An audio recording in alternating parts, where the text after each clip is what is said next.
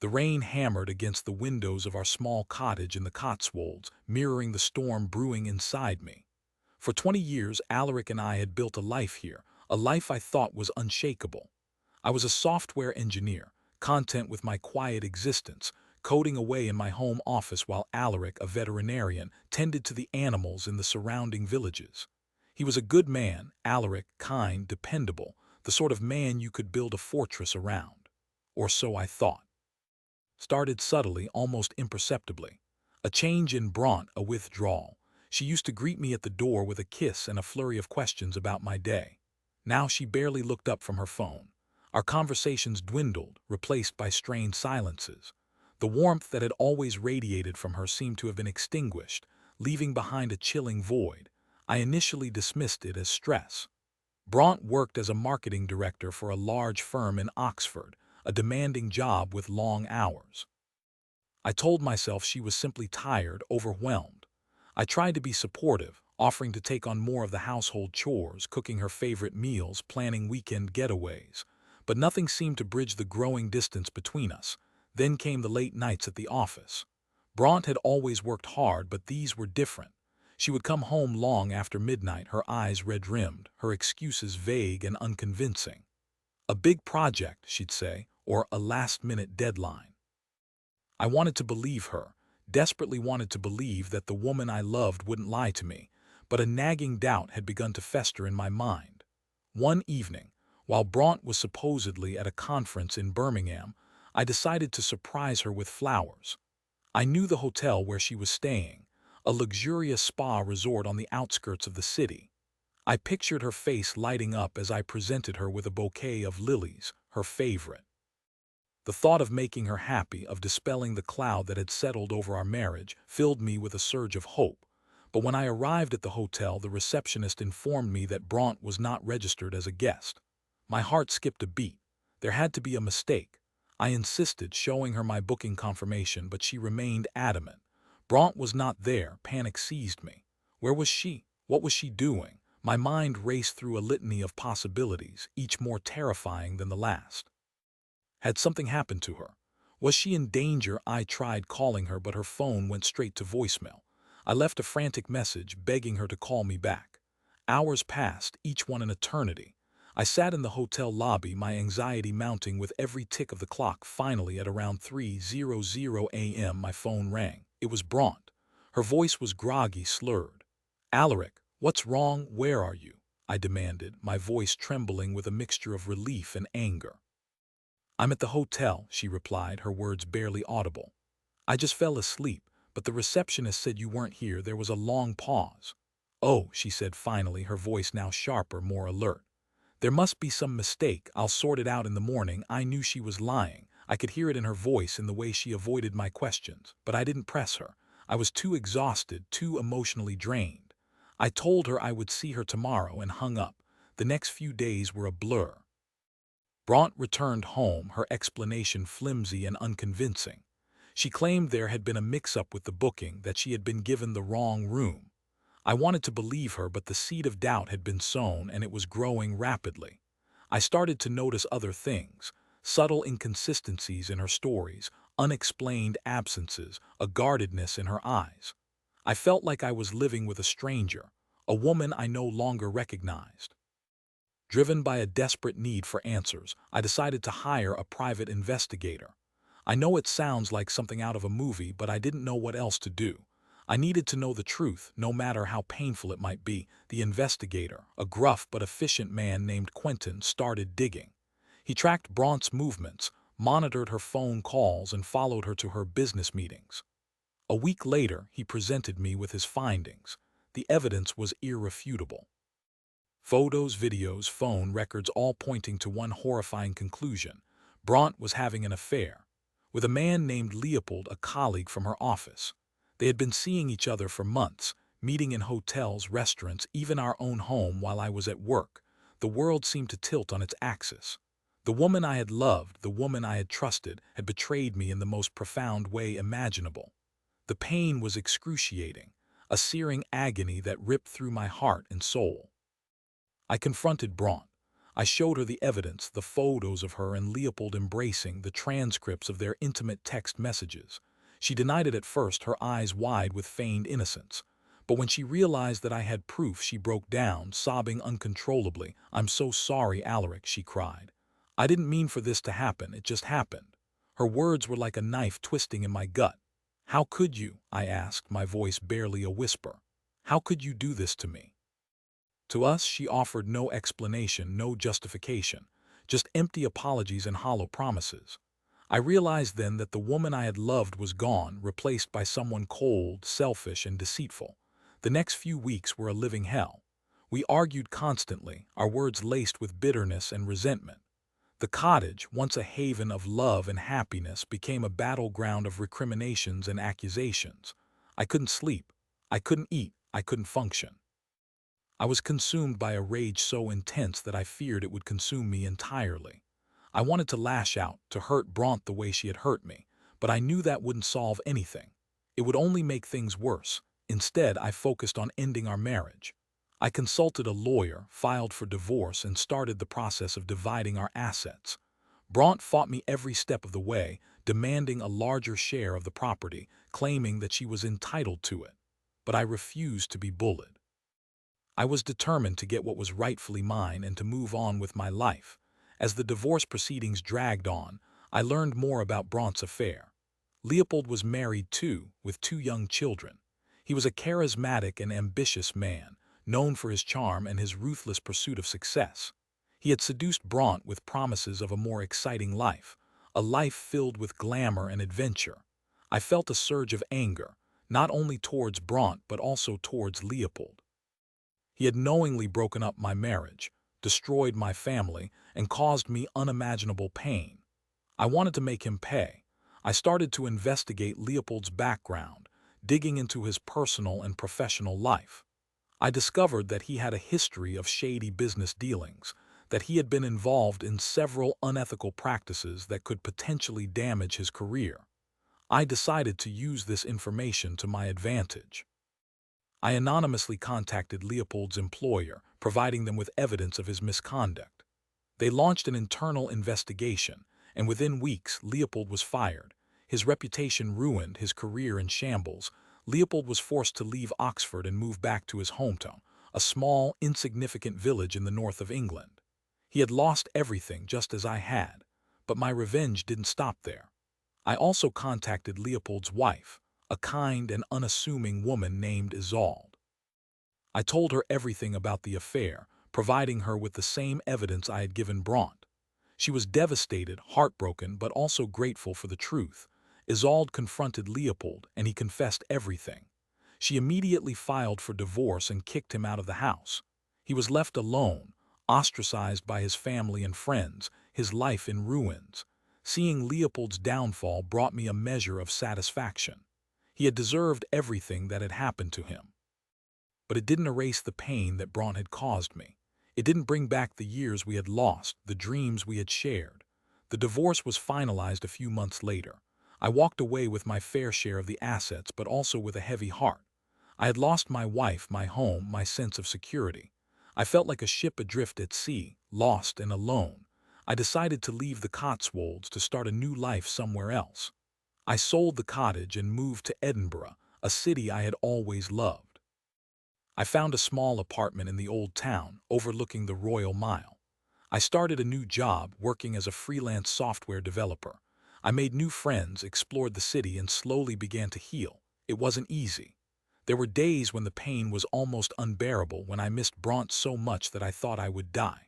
But I persevered, clinging to the hope that one day I would find happiness again. One evening, while attending a local art exhibition, I met a woman named Juniper. She was a sculptor with a warm smile and a kind heart. We started talking, and I found myself drawn to her honesty and her passion for life. We began dating, and over time I fell in love with her. Juniper was everything that Bronte wasn't: honest, loyal, and supportive. She helped me to heal from the pain of my past and to open my heart to new possibilities. We got married a year later, in a small ceremony surrounded by our closest friends and family. It was the happiest day of my life. I had finally found the love and happiness that I had thought was lost forever. As for Bronte, I heard through mutual friends that she had left Leopold shortly after his downfall.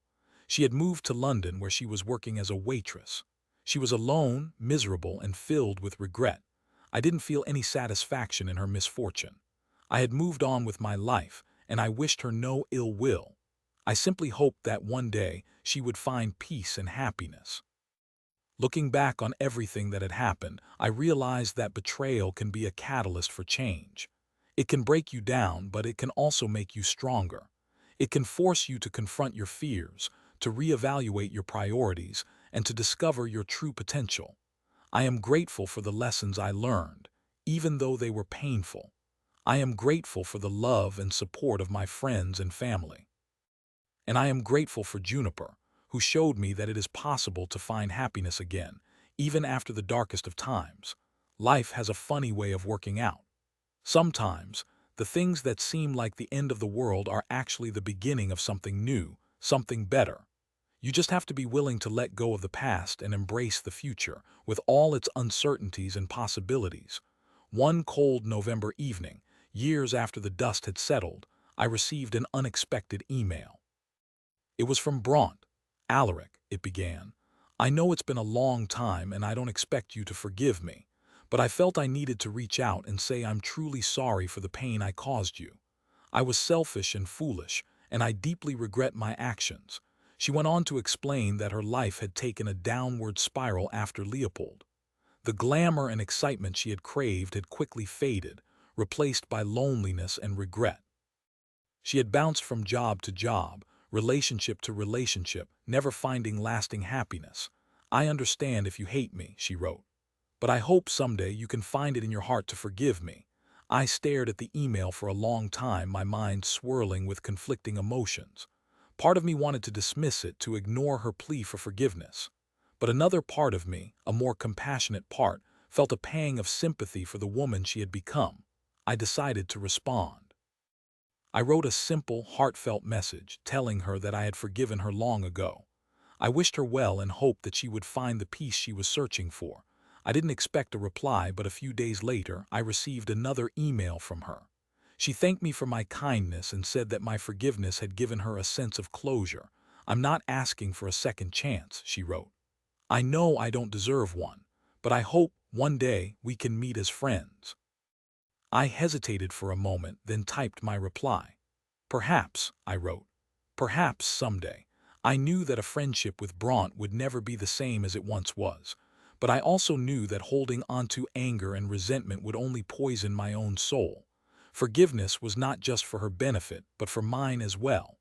And so, I closed that chapter of my life, leaving the door open to the possibility of a future reconciliation. But for now, I was content with the love and happiness I had found with Juniper, with the knowledge that I had survived the storm and emerged stronger on the other side. The rain outside had stopped, and the sun began to peek through the clouds, casting a golden glow over Edinburgh. I smiled, feeling a sense of peace wash over me. Life is full of surprises, both good and bad, but it is how we choose to respond to those surprises that defines us. I had chosen to forgive, to heal, and to love again. And that, I realized, was the greatest revenge of all. Several years passed, filled with joy, laughter, and the quiet contentment of a life well lived with Juniper. We traveled, explored new hobbies, and deepened our bond with each passing day. The memories of Bronte and the betrayal that had once consumed me began to fade, replaced by the warmth and security of my present. One crisp autumn morning, as I was working in my home office, I received a message request on social media. It was from Bronte. My heart skipped a beat. I hadn't heard from her since our brief email exchange years ago. Curiosity piqued, I opened the message. "Alaric," it read, "I know this is out of the blue, but I'm going to be in Edinburgh next month for a conference. I was wondering if you'd be willing to meet for a coffee." I hesitated. A flood of memories, both good and bad, washed over me. The thought of seeing Bronte again, of facing the woman who had once shattered my world, filled me with a mixture of apprehension and intrigue. I discussed it with Juniper, who listened patiently and offered her unwavering support. "It's your decision, darling," she said, "but I think it could be a good opportunity for closure if that's what you want." After careful consideration, I decided to accept Bronte's invitation. I replied to her message, suggesting a time and place for our meeting. The date was set. As the day approached, I found myself increasingly anxious. I wondered what Bronte would look like, what she would say. Would she be remorseful? Would she try to justify her actions? Would she still hold a grudge? I reminded myself that I had forgiven her, that I had moved on with my life. I was no longer the heartbroken and angry man I had once been. I was a survivor, a testament to the resilience of the human spirit. Finally, the day arrived. I dressed carefully, choosing a comfortable outfit that made me feel confident and at ease. I arrived at the coffee shop a few minutes early, my heart pounding in my chest. I spotted Bronte sitting at a table near the window. She looked older, her face etched with lines of experience. But her eyes, those familiar eyes, still held a spark of the woman I had once loved. I took a deep breath and walked towards her. "Bronte," I said, my voice slightly trembling. She looked up, her eyes widening in surprise. "Alaric," she said, a faint smile gracing her lips. "It's so good to see you." We exchanged awkward greetings and sat down. The silence hung heavy in the air, filled with unspoken words and unresolved emotions. "So," I said finally, breaking the tension. "How have you been?" she sighed. "It's been a journey," she said. "A difficult one, but also a necessary one." She proceeded to tell me about her life since the affair. She had struggled to find happiness, to find meaning. She had made mistakes, learned lessons, and grown as a person. "I understand now the pain I caused you," she said, her voice filled with remorse. "I was selfish and immature. I didn't appreciate what I had. I listened patiently, offering no judgment. I had already forgiven her, and I had no desire to rehash the past. I'm not here to ask for your forgiveness again," she continued. "I know I don't deserve it. I just wanted to say that I'm truly sorry and that I hope you've found happiness." "I have," I said, smiling. "I'm married to a wonderful woman named Juniper. She's everything I could ever ask for." Bronte's eyes lit up. "I'm so happy for you," she said. "You deserve it." We spent the next hour chatting, catching up on each other's lives. We talked about our families, our careers, our hobbies. We laughed, we reminisced, and we shared a few tears. It wasn't a romantic reunion, nor was it a bitter confrontation. It was simply two people who had once shared a deep connection coming together to find closure and understanding. As we parted ways, Bronte hugged me tightly. "Thank you, Alaric," she said. "For everything." I smiled and returned the hug. "You're welcome, Bronte," I said. "Take care." I walked away, feeling a sense of peace I hadn't felt in years. I had finally closed the book on my past, leaving behind the pain and resentment that had haunted me for so long. I returned home to Juniper, who greeted me with a warm embrace. "How did it go?" she asked. "It went well," I said. It was good to see her, to hear her side of the story. "I think we both found some closure." Juniper smiled. "I'm proud of you," she said. "You're a good man, Alaric." I hugged her tightly, feeling grateful for her love and support. I had found my happy ending, not in revenge or bitterness, but in forgiveness and compassion. And as I looked out at the Edinburgh skyline, bathed in the golden light of the setting sun, I knew that I had finally found my way home.